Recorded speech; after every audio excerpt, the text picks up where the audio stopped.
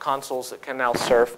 These are much more controllable by their vendors. And if the vendors can control how the box operates, then governments can order the vendors to control how the box operates and very quickly stop certain things from happening. We see this in the mobile phone space. When people try to organize by SMS, it's much easier to say to the mobile phone provider, kill all the SMSing, or look for SMS tags that have the following characteristics and don't deliver them, than it is to do the equivalent kind of filtering on the internet. So our movement away from the chaotic internet and towards these much slicker and very attractive, don't get me wrong, they're fun, they're good devices, does suggest a change in the kinds of regulation that can take place.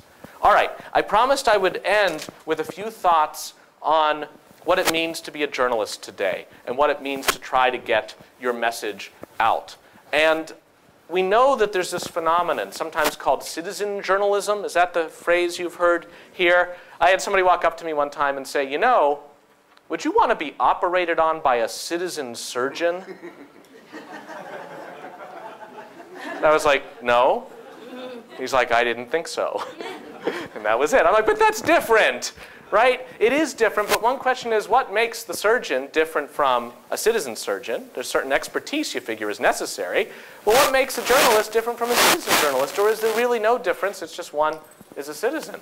And starting to think about that, I think about the ethics and professionalism of our News Corps. And of course, I'll do the easy way out here and pick on the Americans. So for example, here is the text from the very official White House in America of a background briefing by senior administration officials. And it starts with Tony Snow, the press secretary. He says, we'll start on the record. And then at some point they say, okay, now we're going off the record. And they become senior administration officials. So they just, all the answers are senior administration. And in fact, they say, can I get back to something the senior official on the left said? And he says, do you mean your left or our left? And they're trying to figure out which senior administration official they mean.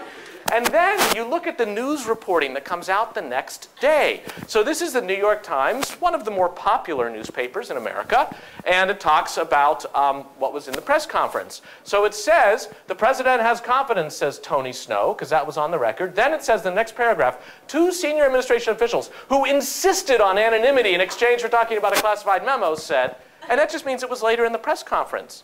It makes it sound like they're in a garage, huddled, right? This has to be anonymous kind of thing. And that's how the blogosphere then put this thing. Wonkette said, White House officials magically become anonymous halfway through briefing and started to make fun of the newspapers for respecting this so much.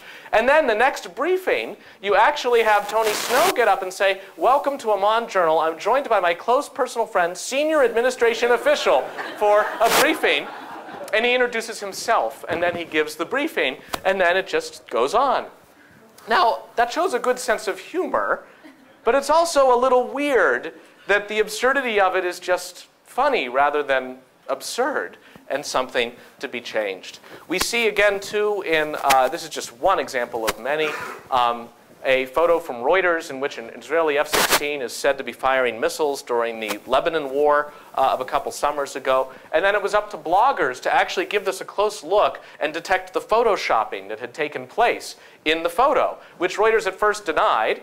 And then they said, all right, we'll get back to you. And when you went to find the photo later, it was just not there anymore, which that didn't last for long. They finally came out with a statement in which they said, okay, a mistake was made. It was photoshopped by one of our freelancers.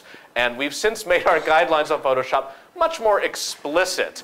The rule of thumb is that you must not do more with Photoshop than you used to do in a darkroom in the days of 35mm film. So I guess crude and ineffective photoshopping is still okay. It's just the extra digital effectiveness that you're not allowed to deploy. Very strange stuff. Or this moment, which was just extraordinary. Now I'm going to pick on the Brits a little bit. The BBC had a late-breaking story that an obscure lawsuit between Apple Computer and Apple Records, the Beatles records label, had just had a judgment. And they demanded an expert to fill them in. So the expert is supposedly in the lobby waiting. And they're just about to go on. So they rush to the lobby. And there's a guy. And they say, quickly, come with us. And they race him through the hall. They put the mic on. And it turns out he's a job applicant. He has nothing to do with anything. And I just can't resist. I have to actually show you what happened